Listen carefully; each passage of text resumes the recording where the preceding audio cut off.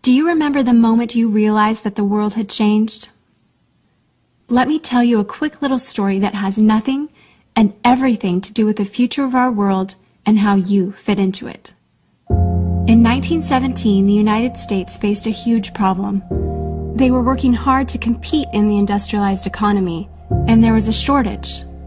Not a shortage of oil or coal or other natural resources, a shortage of people, specifically obedient factory workers. The solution to this economic dilemma? It was an experiment of sorts. It hadn't been done before, until someone thought of it. Mandatory public school. Unfortunately, the initial purpose of the United States public school system was not to inspire children or generate scholars. And it wasn't created for dreamers, people who color outside the lines, break the rules, and challenge the status quo.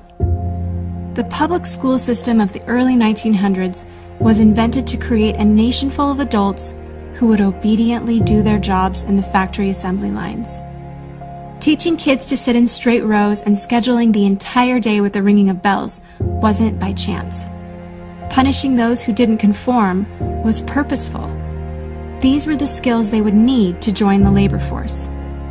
Intentional or not, this early method of turning dreamers into workers was an investment in the nation's economic future. And it worked. This then led to several generations of productive, fully employed workers. But it isn't working anymore. Why? Our economy has changed. We don't live in an industrialized economy anymore. We live in a connected economy. Right now, there are more users on Facebook than there were people on the planet 200 years ago. Technology has made it possible for us to connect with people, ideas, and information from anywhere in the world instantaneously. And as a result, our economies have expanded from localized towns and communities to the entire world. We have globalized trade in nearly every way. In the past, the obedient, do-what-you're-told without question people were rewarded for working hard and putting their dreams aside in order to toe the line. They were given well-paying jobs that led to long-term careers. They were guaranteed pensions, benefits, and the promise that they would always be taken care of. And they were. But that promise is gone for most of us today. Even if you have a white-collar job, the majority of white-collar workers are still working in a factory. Instead of operating a sewing machine or welding a widget, they now push pencils, type on keyboards, or process paperwork. It's still factory work because the entire focus of the day is spent on increasing productivity, which leaves little room for creativity, spontaneity, or individuality. The educated, hard-working masses are still doing what they're told, but they're no longer getting what they deserve. Even if you do everything you are told to do today, graduate from high school, go to college, get a degree, work hard in whatever job you can find, if you're lucky enough to find one, you're not guaranteed anything. Companies are being forced to change or die right now. Layoffs happen much more often than job openings appear, and the highest paying jobs are disappearing or heading overseas at an alarming rate. If you have a job where your boss tells you exactly what to do, he or she will always find someone cheaper than you to do it. Did you know that the average length of a job today is about 4.5 years? Contrast that to the 1960s when it was 40 years. The connected economy rewards a different group of people. It rewards the people who see things differently, who don't conform, people who have ideas that no one else has, people who are willing to work hard but know that the old way of doing things is broken.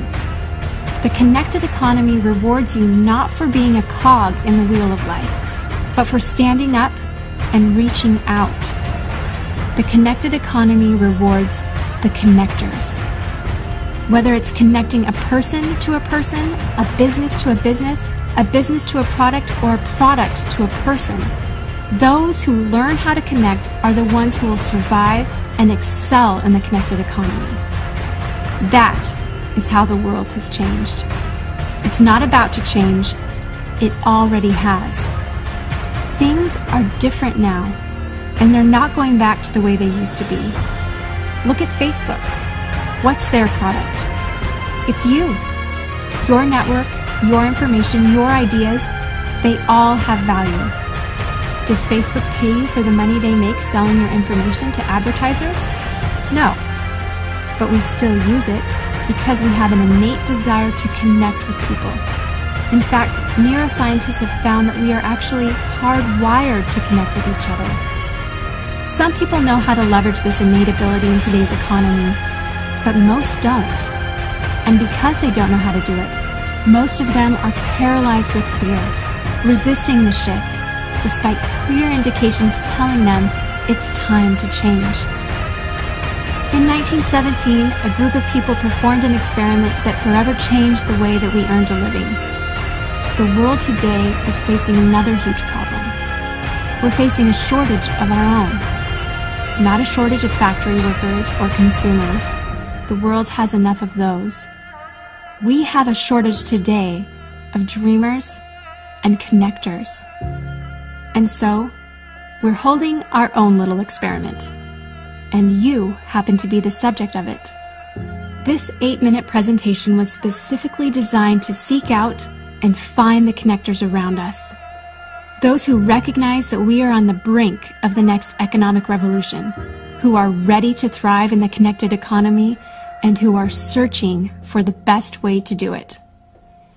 The internet and technology are rapidly changing the way that we do everything today, including how we make a living.